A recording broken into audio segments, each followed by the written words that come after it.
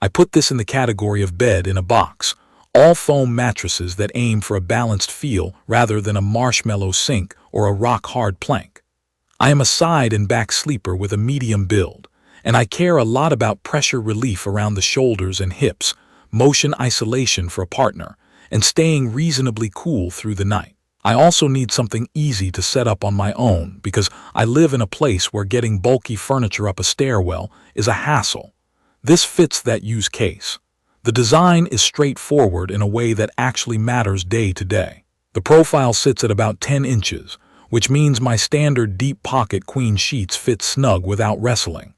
The top fabric has a soft, slightly textured knit that feels breathable to the touch, not plasticky or slick. There is enough stretch in the surface that the foam underneath can contour without feeling trapped, and the corners are cut square so it fills out the bed frame cleanly. I appreciate that there is no flashy quilting or hard trim along the sides, just a simple, clean cover that does not snag sheets. The look is minimal, and the feel is the important part anyway. Setup took patience but not strength. It arrived tightly rolled and wrapped in several layers of plastic. I slid it out of the box by tilting and pulling from the top, then used a small plastic cutter instead of a knife so I would not risk slicing the fabric. The moment the wrap came off, the mattress started to expand with that familiar whoosh.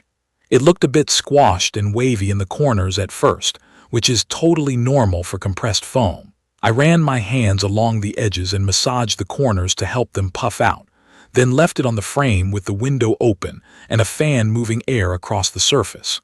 There was a faint new foam smell, but it was low and it aired out quickly. By the evening it was already mostly level. By the next day it had taken on its full shape and firmness. The feel is what makes or breaks a mattress, and this one lands in that middle ground I prefer.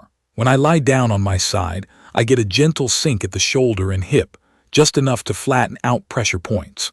The top layer has a slow, contouring memory foam response, but it is not the kind that traps me in a hole. I can change positions without fighting the foam. Under that, there is a transition layer that spreads the weight and keeps me from bottoming out, and a firm base that gives the whole thing structure. Together it reads as a medium to medium firm feel, cushioned at the surface with support underneath. My spine feels neutral on my back, and I do not feel my lower back bowing. Motion isolation is excellent. I did a simple test with a mug of water near the edge and rolled around on the other side. The water barely rippled. In real nights of sleep, I did not feel my partner getting in or out, and I did not feel the sharp jolt when the dog hopped up in the morning. If you are sensitive to movement like I am, this calmness matters a lot.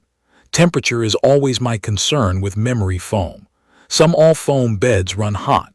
With this one, the surface fabric breathes enough and the top layer does not feel like a heat trap. I noticed my skin felt cooler to the touch when I first settled, and I woke up without that sticky, overheated feeling. On the warmest nights of the week, I could tell it held a bit more warmth than a spring mattress, but it was controlled. I never felt smothered by heat. Edge support is decent for sleeping and only average for sitting. When I sit on the edge to put on socks, I can feel the edge compress more than a hybrid or an innerspring would. Lying down, the usable surface still feels wide, and I do not feel like I am rolling off when I get close to the edge. If you spend a lot of time sitting on the side, that is something to consider. For actual sleep, it did not bother me. I tested it on a solid platform frame with closely spaced slats, and the mattress felt stable and quiet. No creaks, no sliding, no shifting. Standard queen sheets went on smoothly and stayed put. The cover has enough friction that the bedding does not migrate overnight. Because there are no handles, rotating it takes two people, but it is light enough that I could pivot it myself with some care. I recommend rotating it every few months to keep the wear even. On night 1, I noticed the top foam had that new memory feel, slightly slower to react. By night 3, it felt more open and responsive. That break-in period is normal. Over the next 10 days, the feel stayed consistent. I had a long run during the week and came home with tight hips and a sensitive lower back. I laid on my side first, and the shoulder pressure released quickly.